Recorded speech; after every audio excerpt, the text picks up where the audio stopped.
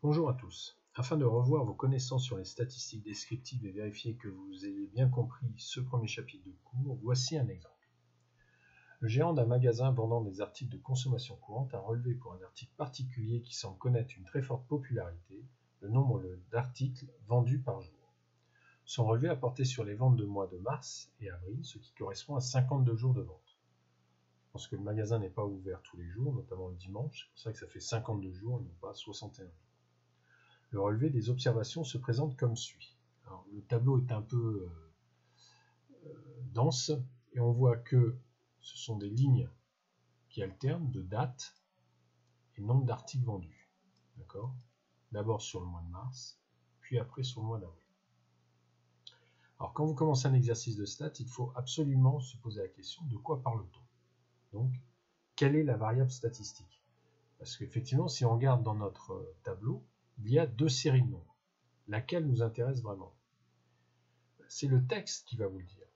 Et en fait, le texte s'intéresse au nombre d'articles vendus par jour. Donc, en fait, il veut savoir le nombre d'articles qui est vendu. Donc ça, c'est notre variable statistique.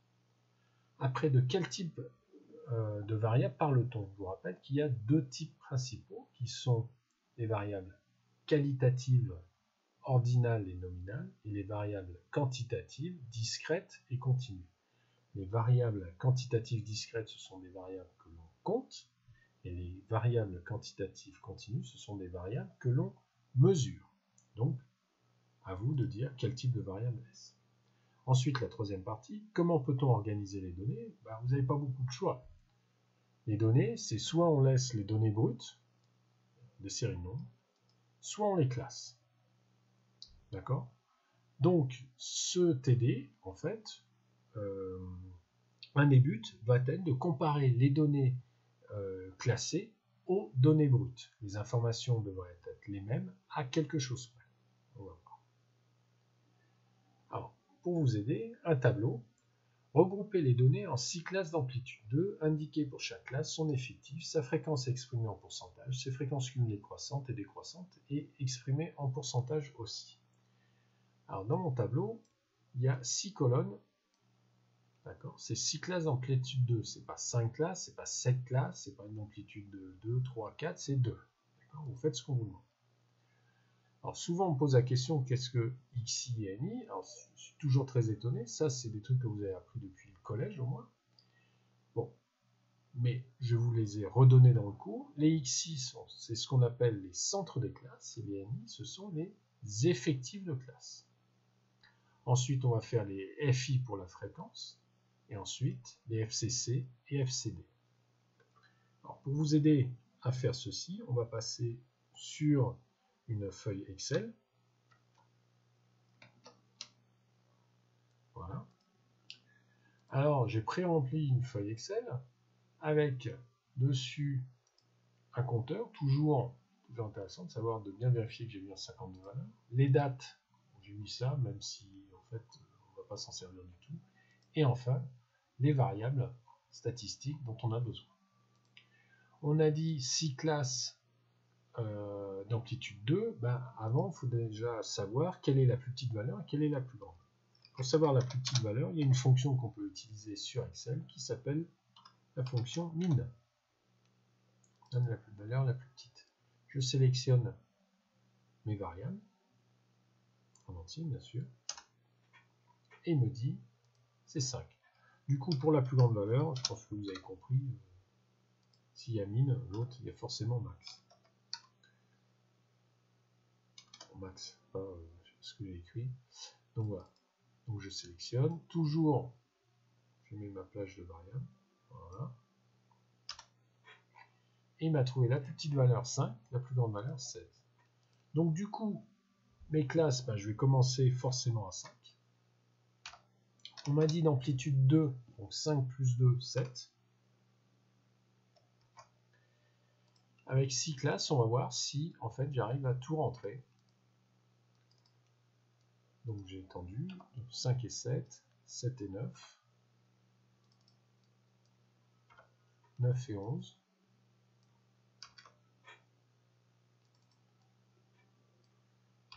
11 et 13,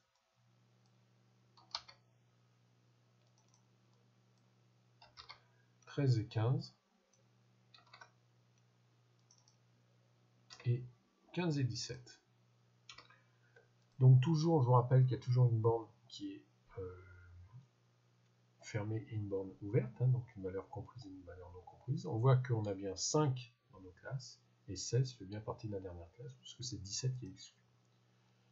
Je fais le centre des classes, le centre entre 5 et 7, c'est 6, entre 7 et 9, c'est 8, et ainsi de suite.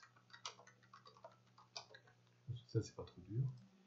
Les effectifs de classe, si on utilise Excel, c'est pas pour qu'on compte nous-mêmes tout.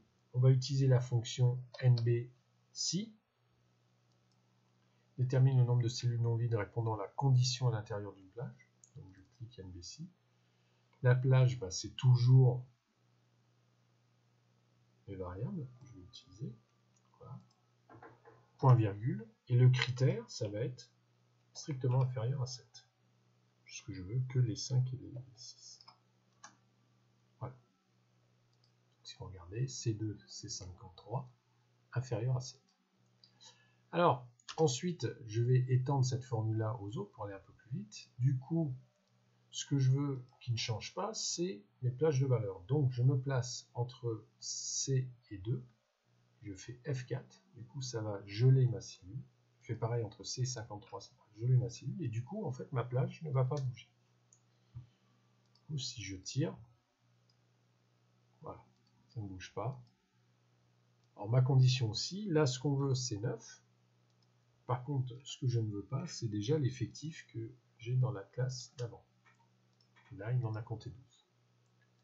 Je tire pour celui d'après. Là, c'est 11. Mais je ne veux pas les effectifs des deux classes d'avant.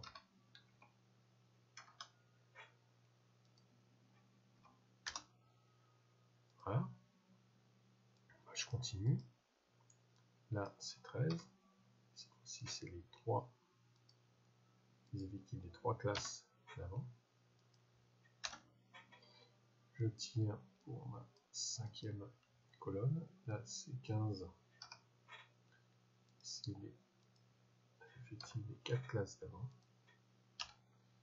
Pour la dernière colonne, alors il y en a qui ferait 52 moins ce que j'ai obtenu, mais si vous faites ça, vous n'êtes pas sûr d'avoir bon. Ça se trouve, vous avez oublié une valeur quelque part. Donc c'est pour ça que je continue à faire ça. Et c'est seulement après qu'en fait je fais le total, donc somme.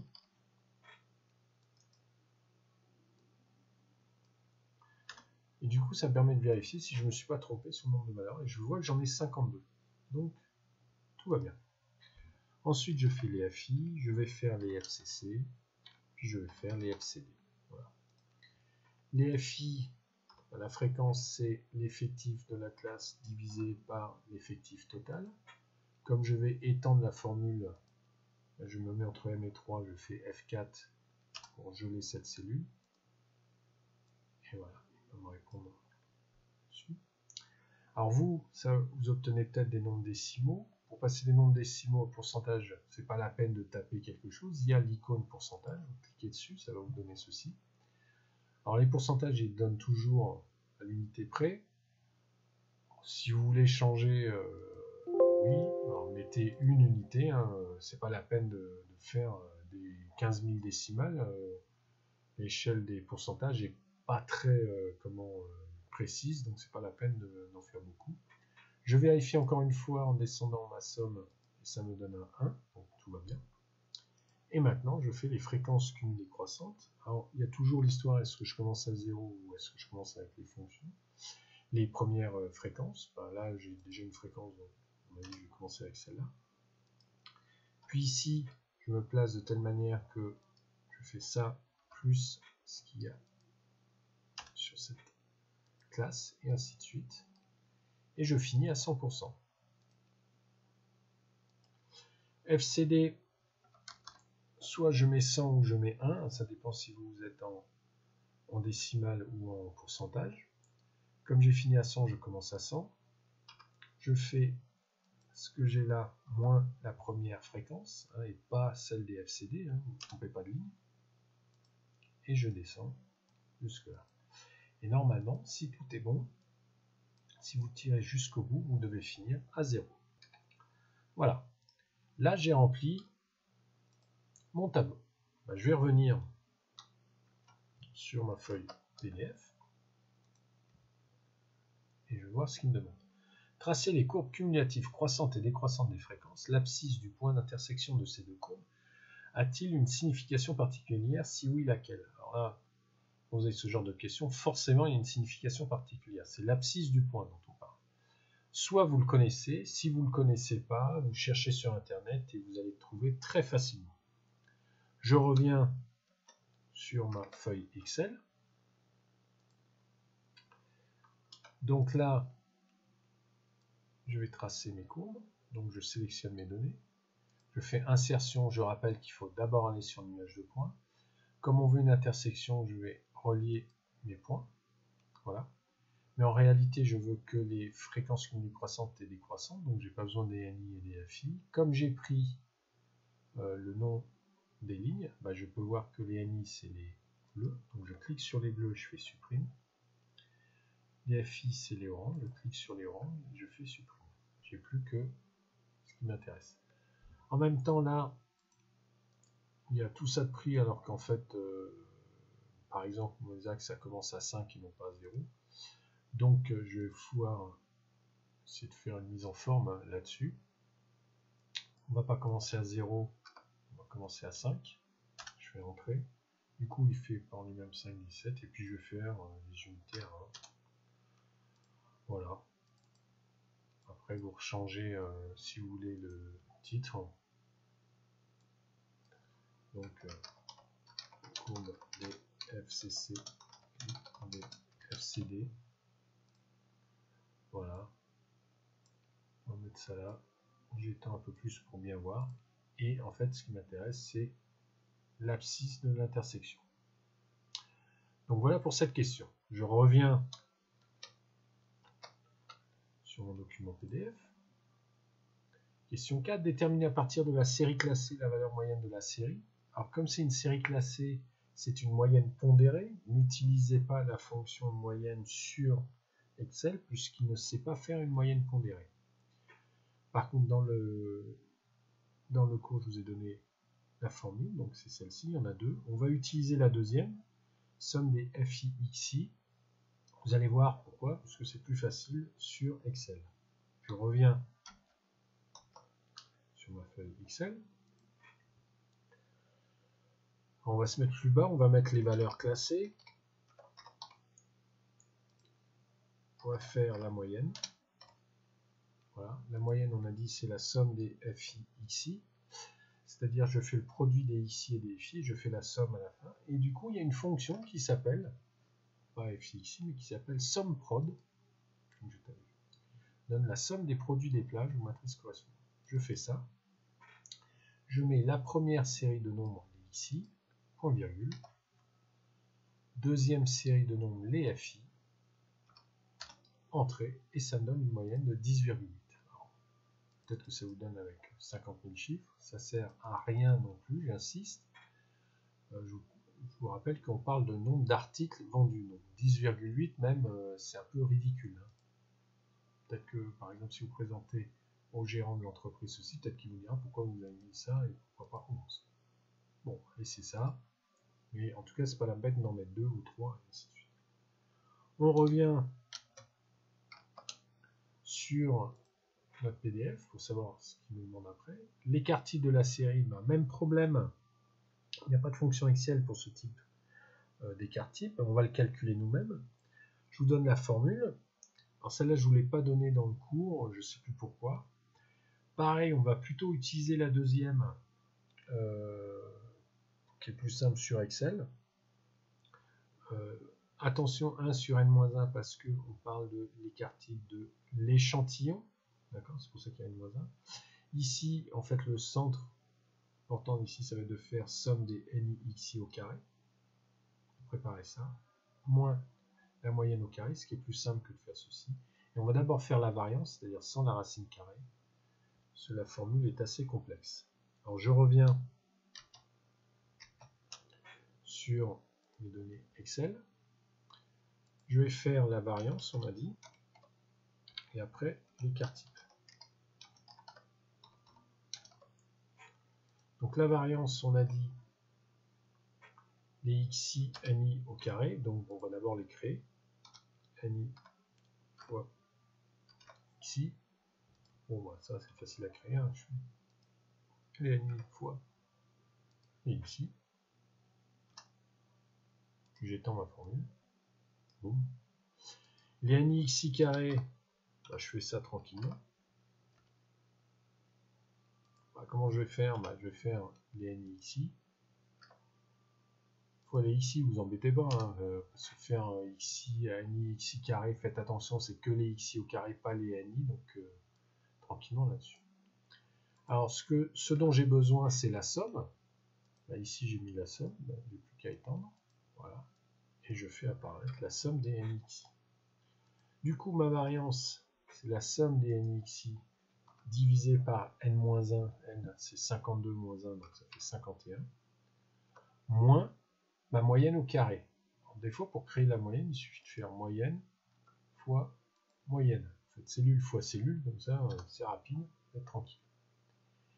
Du coup, l'écart type, bah, j'ai plus qu'à faire la racine carrée de ça. Donc, je fais voilà, racine de la variance, entrée, et j'ai un écart type de 3,8. Alors, peut-être que vous trouvez plus de valeurs, mais ça ne sert à rien. L'écart type, c'est 2 chiffres significatifs. Donc, voilà. On revient sur notre document PDF.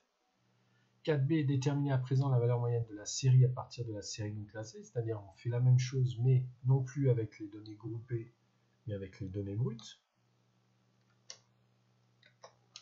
Donc je reviens, je mets brut. Cette fois-ci, je ne vais pas m'embêter avec la variance puisque je peux utiliser directement les fonctions d'Excel. La moyenne, bah, c'est la moyenne. Avec, je mets bien ma plage de données. Voilà.